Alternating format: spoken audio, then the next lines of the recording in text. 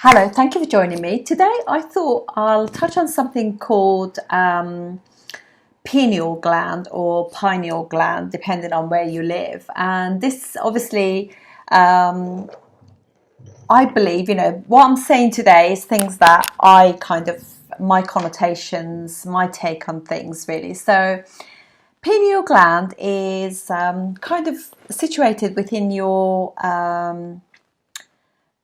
I call it my third eye. It's like in the mid part of the brain, very close to your thalamus gland. So my interest in explaining this mystical science of the pineal gland is really thinking of the pineal gland as the brain's radio receiver. And it can only be activated through a certain process. When this latent system switches on, the arousal that's created is energy moving from the body right up into the brain. And that energy rushes all the way up into the pineal gland. The moment that happens, the brain goes into what's called gamma brainwave patterns. They're having a full-on sensory experience without their senses. And whatever's going on between their ears, the vision that they're having, they're not visualizing. It's happening to them. And the person now is literally in a whole nother world. They're in another dimension. That's why the pineal gland is called the third eye, because it's a profound vision. Once the autonomic nervous system switches on and it goes into gamma brainwave patterns, that radio receiver has tiny little calcite crystals, stacked rhombohedrons that are on top of each other. And those crystals begin to shimmer. They begin to oscillate. And now the radio receiver is activated. And when the brain latches on to a frequency, the pineal gland acts as a transducer. And the pineal gland begins to release upgraded versions of melatonin. Melatonin already causes us to dream, but now you're going to really dream. It already causes us to relax, but now you're going to make a benzodiazepine. You are going to chill way out. You are no longer going to be in survival. Melatonin is already an antioxidant, but you're going to make two of the most powerful antioxidants known to man. Anti-cancer, anti-aging, anti-heart disease, anti-stroke, anti-neurodegenerative, anti-inflammatory, antimicrobial.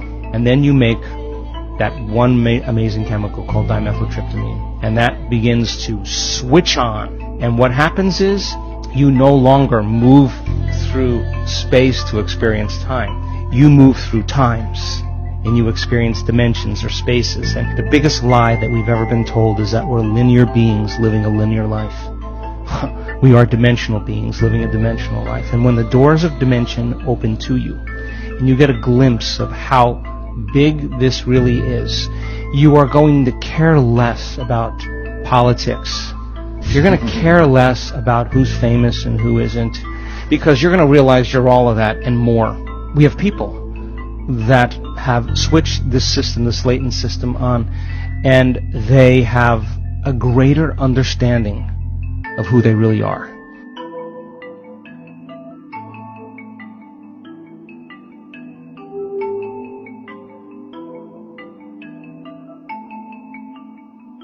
and it's also quite vascular, so it's red purplish. You can actually find out more and more about this by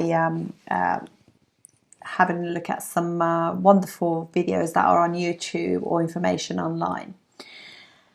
So this is not a part of the brain that is actually, this gland is not active in everyone.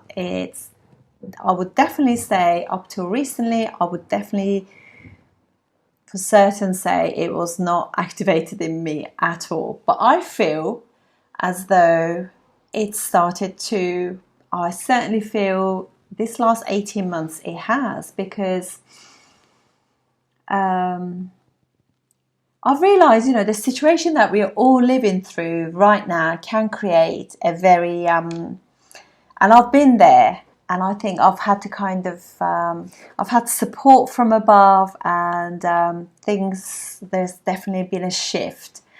And so basically, this is the gland that helps you sleep, because it actually creates melatonin, and it's activated at night time when it's dark. But it doesn't necessarily mean that it's activated just at night time, but also, when you close the curtains and create a dark environment, it can actually induce sleep. And some people even can fall asleep in a cinema or a situation like that when they turn the light off and watch a film at home. That also creates that situation as well.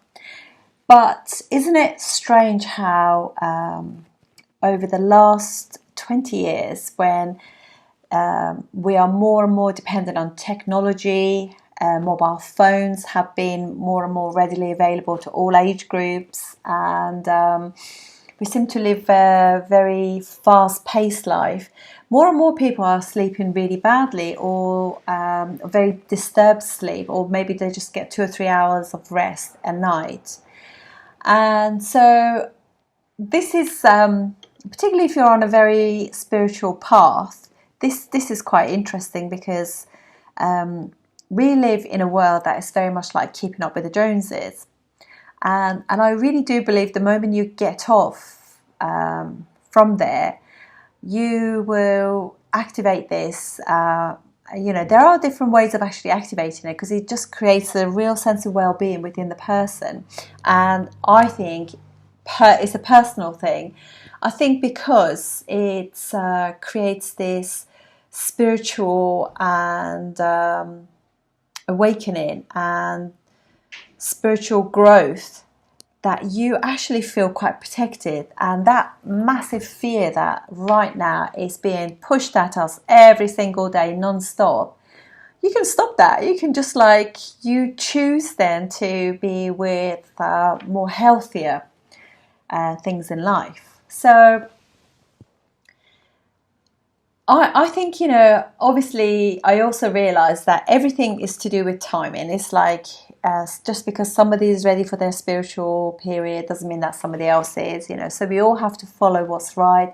It's a lot to do with your dashas as well. So if your planetary dasha is supportive of this, then you will definitely activate it in that sense. So what are the things that, yogis obviously believe that our soul resides in our third eye. That's your third eye is like your deep wisdom. And and it's only a tiny little gland. It's only pea-sized, but it's amazing how it can actually affect how you feel. And this is definitely takes you to a higher spiritual realm, really. So you just find that you can float above the nonsense that goes on in life every day. You can actually feel quite detached and take on information. You kind of question things as well more, because you kind of think, do I really believe that? Because there's so much information online, and it's crazy, because I think I was researching something, and I like to think that in terms of nutrition and supplements and health, I do know quite a lot, because I've studied it and I had poor health for some time, and so that really questioned how I was eating, my environment and everything. So I was really aware of that. So when you actually do this, really sort of when it's activated, you have this this discernment about information that comes to you. You intuitively, because your intuition and your sixth sense and your spiritual awareness has lifted to a higher level. You can actually look at all forms of information, and you're very good at knowing what is real and what isn't. So as I said, when I was online the other day, and I just noticed that there was something really strange. They're saying don't take vitamin D3. Why wouldn't you? It's just crazy. So, why wouldn't something that's makes you feel good, why wouldn't you take that? That's how your your body becomes weaker in the winter because of that. You're more likely to have sniffles and things like that. But something like, it's very odd, so yes, you don't want to always believe everything, really research everything, really kind of question things. It's really made me kind of question things. So in order to make space for the pineal gland to activate and show this new kind of outlook on life, you need to give it space. It's like anything in life, if you want to grow something, you have to devote yourself to that. If you want to be a guy, if you want to grow something, you have to give it time, you have to give it love. And so meditation is a difficult thing to do, and particularly at night time. I think once it gets to 9:30, 10 o'clock at night, it's particularly, school nights, Monday to Friday, it's really good to actually have that time, if you work normal hours, to actually between 9:30 and 10 to start sort of make the activities in the evenings a lot more peaceful, slower, and maybe dim the lights, perhaps not eat so late at night, things like that. I think that really helps. I can't eat, I can't eat past 6:30 in the evening. I just can't sleep. And just learning to meditate and slow down and allow your mind, I just think mobile phones are just really difficult things, aren't they? Because it stops you from really having that peace. And what does it matter if somebody else has got this, that and the other, It's once you have all those material things, you kind of realise actually, and I know we all have to go there in order to really get perspective on life, but really it's once you get to that point where those are not meaningless to you, you can start this journey of actually really connecting by meditating and not being hard on yourself when you can't actually focus and be at peace and there's still noise and thoughts and things coming to your head, and that's fine. Just going with it and just have this peaceful practices at night time and allowing space for your pineal gland to be able to just slowly activate before bedtime. And one of the things that's in today's world can actually really suffer is imagination. Your imagination and creativity can be sort of harmed by all this outside, we have such exterior life, and in order to activate this, we need to be more internal, more self-sufficient, and actually think that I am enough, this is enough, that kind of thing. So, and I remember when I was younger, I used to doodle quite a lot. I used to love to have a piece of paper and a pen and just doodle, just not nothing special, but just like doodling. It would kind of create better space in my head, if you like, and obviously children are not doing that anymore. It just seems as though most children now are so involved in their devices or phones and everything, and they're constantly interacting, and the information, and I've even noticed like there are parents who are like pushing their baby in pushchairs and they're on their phones. They're really not involved with their kid or with their environment. They're even like near busy roads. They're not really, they just want to be so connected to a device. They're forgetting A, safety, and B, actually interacting with your child. 3, you're walking, just taking the nature. It's bizarre really. So, and so receptivity to energy from above has been being burdened and limited because of all these constant information and feeling as though you're not part of the world if you're not really on your. And it's really funny. I had an issue with my phone recently where I don't know what I had done, but I've created so I had no storage at all on my phone. So I had to delete app after app after app, and I had so many apps and I wasn't really using them. So, and I actually even got rid of really sort of big social media ones. And I realized it made zero difference to my life, because, and also switched off all notifications. So I don't even know what comes through. Sometimes there could be a message and I will be completely oblivious about it, because I just did not know, which actually makes me think maybe I need to check some of those things. Anyway, so I just wanted to just say, and this has allowed me, I think it's been a process since last year, and it's kind of obviously working. So it's bringing that kind of light, much needed light. And in order to be able to connect with the above. And that does create a level of happiness and spiritual movement. You progress forward with it, absolutely. So I think this is a good place to start, really, and because physical and metaphysical growth and improvement, it's important, just to be grateful and show gratitude, and that all of that brings about a lot of abundance in a sense. And when you do that as well, you become like, you realize that you're a whole person. You have your mind and your body, but you have a soul, you have spiritual health as well that needs to be looked after too. All of these can create this this very like healthy person. And this is when I just wanted to just actually share with you, because what happened was, because we can be quite judgmental sometimes about some things that can be like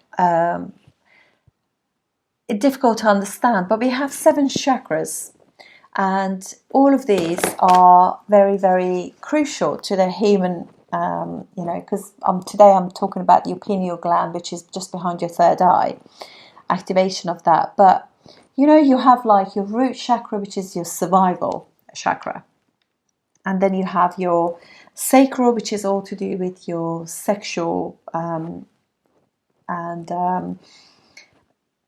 that kind of thing. And then you have like your solar plexus, which is all about fight and flight and power in a sense. Then you have your heart chakra, which is about love and compassion and kindness.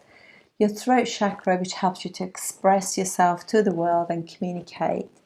But your third eye is your perception, is your, it's your kind of like growth of mind, and bringing all of these physical things and then traveling up to your crown chakra, which is your spiritual and your connection to God, to the universe. So all of these are so important, and it's so easy to just forget all these beautiful things that are part of our journey, really. So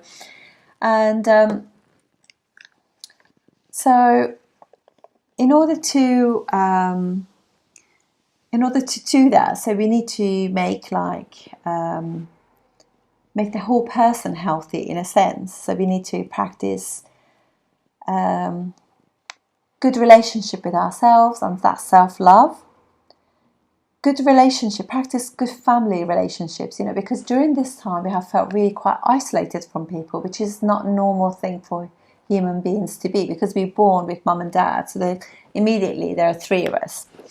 And then obviously ancestral beliefs and cultural beliefs that are within every country. We have our own beautiful traditions, dishes, customs, language. They're all very important, very important to have and to pass on to the next generation, because we don't want to have a generation, particularly if you're young now and you're like thinking about having a family, you don't want to have become part of a and I think this is where the world is going, really. You just like, I know there seem to be like these fears that are going on, are just dividing people's thought processes about the world, but ultimately we're all connected, because we're all human beings, and if somebody is fearful, they come from a place of lack, and we have to just like be humble and love them regardless. But really, the moment you start practicing these beautiful things where people are more connected with each other, because being in isolation, it gives you even more fear, so it feeds that fear even more. But being together, you're constantly, by talking, sharing, you're actually halving that issue, that fear, and you don't feel so fearful then. So that is the beautiful thing about communities, family, friendships, and connecting with other people through hobbies, singing, dancing, sewing, going to women's groups or gents groups, where you play a game, or board games or card games, or walking groups, charitable groups where you help the handicapped, just like, so you bring a bit of joy to yourself, a bit of structure by helping and giving. So, but we do want to bring a future generation where they're not kind of stuck and taught and educated by their mobile phones, by the internet. We want to be the parents and the grandparents, and have people with true values helping us develop and grow our children, so they're more interactive. They can go out and play in the mud and play with earth, make things out, climb the trees, make wood, tree houses, and help you with gardening, and be more, it is precious. Those sort of things to do with health, healing, nature, all of those are so precious. We don't want to give them up to technology and allow that to actually have control over us and our kids for the future. Those very old-fashioned religions where they had, like, I think it's Zoroastrians, or you have to just embrace, because obviously I think even religions have been manipulated by humans, really, and but we want to just like go back to our roots and simplicity. So see no evil, hear no evil, do no evil, or maybe not even speak any evil. And all of those things that are just so simple and so much part of what we are. And the more we do these things, the more we create space and,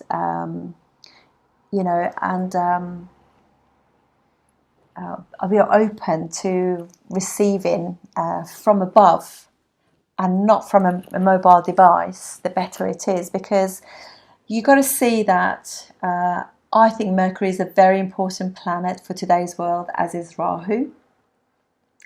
But what's right now, Rahu has been casting, has been for a long time now, casting the shadow and fog on Virgo, which is the natural sixth house of the zodiac, and as you know, all the indications of the sixth house. So things are not as they appear. And until next year, sort of going towards spring next year, we're still going to be in a bit of a fog about that. But we can take control of our own health, our own environment, our own thoughts, so that we're not manipulated by anything and doing Rahu things. Rahu is a little trickster, and it can actually, so just, we can do our own research. We can speak to the eldest people, the wise people, and, have more simple things, for our health and well-being, by eating well, eating less, by eating quality. This business about like having this amazing appetite that's never satisfied is purely because there is not enough nutrition or vitamins or minerals in our food. So this is why we're just constantly eating, and we just can't fill the hole. It becomes that Rahu thing, just constantly feeding the beast, if you like. So, and as much as Gemini and Virgo are important, ruled by Mercury, Gemini being all kind of like forms of communications, from social media to emails to texts, all that kind of stuff. media, to Virgo, which is obviously, as I said, about health and healing and daily routine, charity and service.